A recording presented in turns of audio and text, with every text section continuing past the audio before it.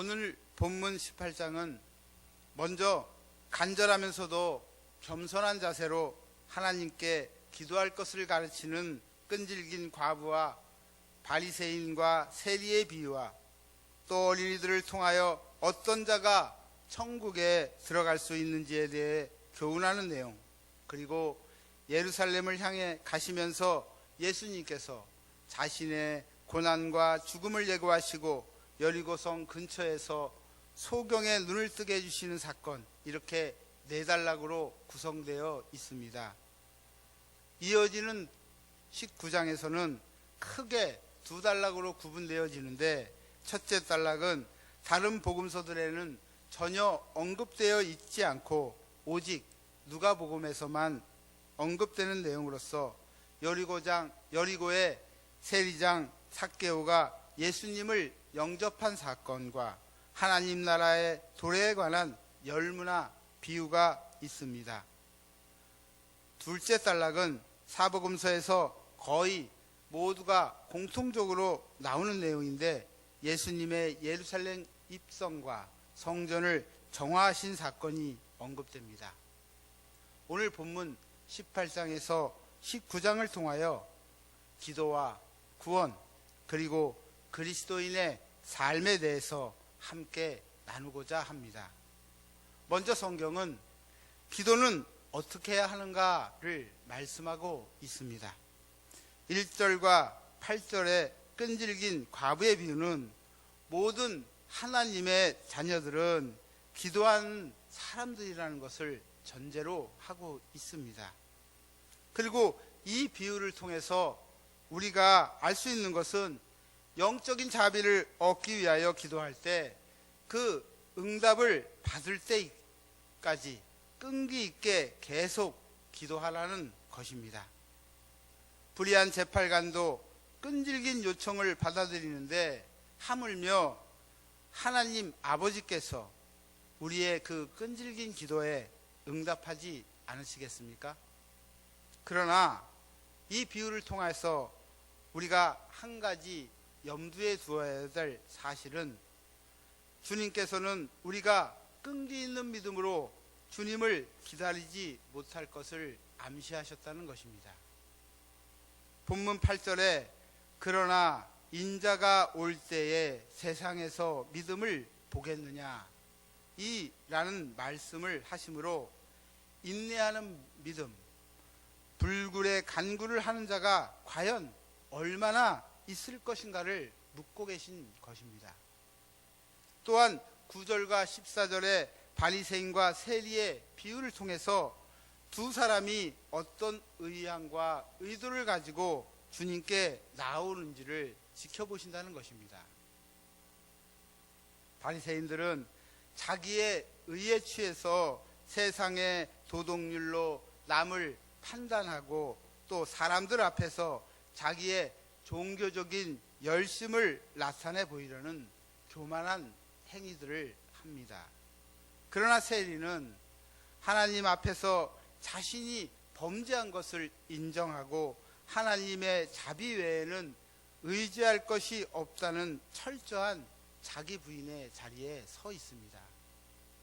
결과적으로 자기의 의를 자랑하던 바리새인보다 자기의 죄를 인정하고 하나님의 자비를 구한 세리가 하나님께 의롭다함을 받았습니다. 또한 35절에서 43절의 소경 바디메오의 결사적이고도 구체적인 기도는 그의 인생을 바꾸고 미래를 바꾸게 되었습니다. 절박함을 가지고 있는 힘을 다해 부르짖는 태도로 다른 사람의 만류나 자신의 체면 따위를 모두 뒤로 한 채 오직 우리 주님만 바라보고 끈질기게 기도할 때 마침내 그 모든 문제가 해결되었다는 것입니다. 이처럼 오늘날 이 비유를 통해서 하나님께서는 우리의 중심을 보시며 장황한 미사여구보다 때로는 말도 못하고 그저 가슴을 치는 그며 눈물만 흘리는 그런 통회하는 기도, 그런 기도가 오히려 하나님이 보시기에는 아름답고 훌륭한 기도가 될 수 있다는 것입니다.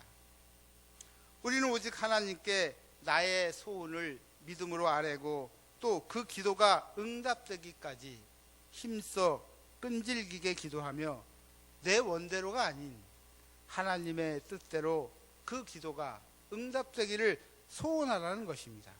그리고 무엇보다도 겸손하고 자복하는 심령으로 기도하고 또 간구해야 한다는 것입니다. 사랑하는 성도 여러분, 이러한 간구를 통해 모든 기도가 응답되어지는 그러한 역사가 일어나시기를 바랍니다. 두 번째로 어떤 사람이 과연 구원을 받는가를 말씀하고 계십니다.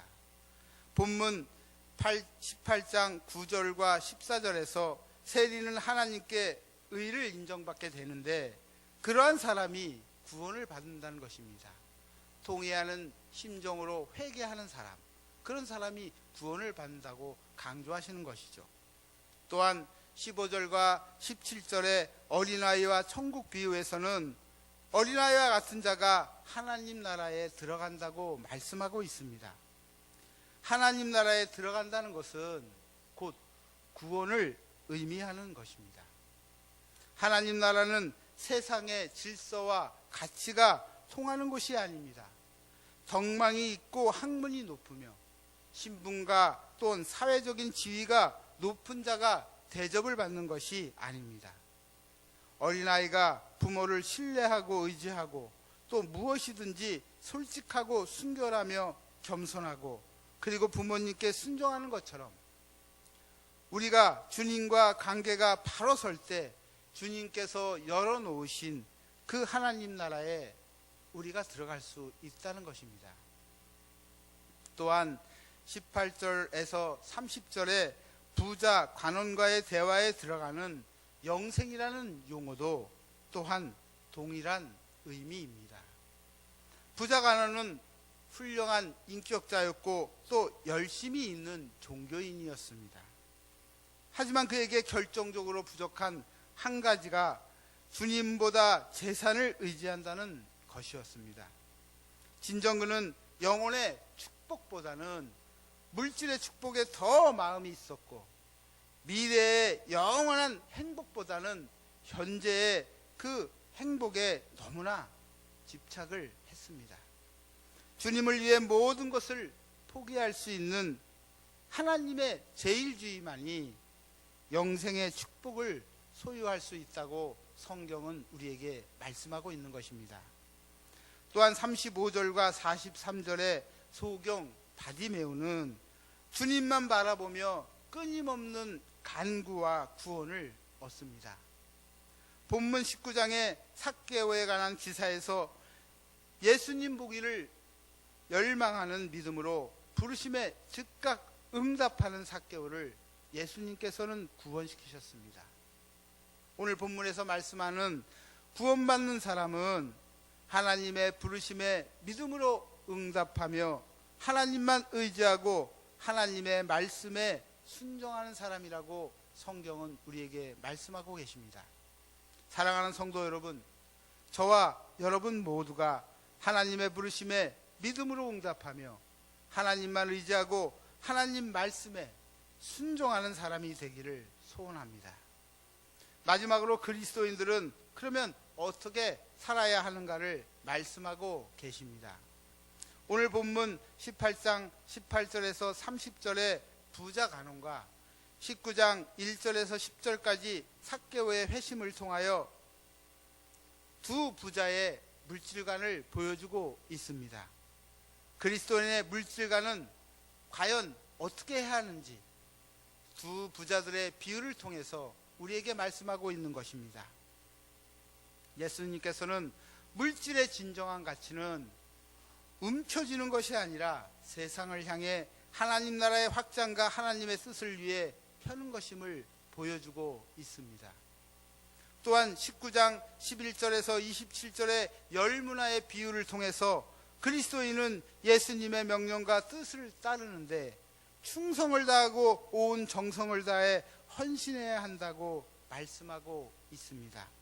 그럴 때 예수님께서 재림하셔서 우리를 심판하실 때 우리에게 착하고 충성된 종이라는 칭찬을 하실 것입니다. 또한 29절에서 40절에 예루살렘에 입성하실 때 예수님께서는 매어 있는 나귀를 끌고 오라고 말씀하십니다. 그리스도인들은 나귀와 같이 매어 있어야지 주님께 쓰임을 받습니다. 이처럼 그리스도인들은 매어 있는 나귀와 같이 말씀에 매어 있어야지 됩니다. 또 하나님께서 주신 사명과 직분에 매어 있어야지 하나님께 쓰임을 받는다는 것입니다.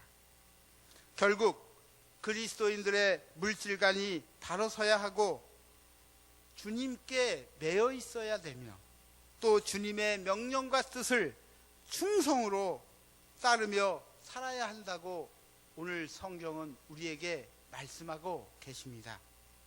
오늘 이 아침 주의 전에 첫 시간을 바치는 여러분 모두가 이러한 삶을 살아서 주님께 착하고 충성된 종이라는 칭찬을 듣기를 소원합니다. 기도하시겠습니다.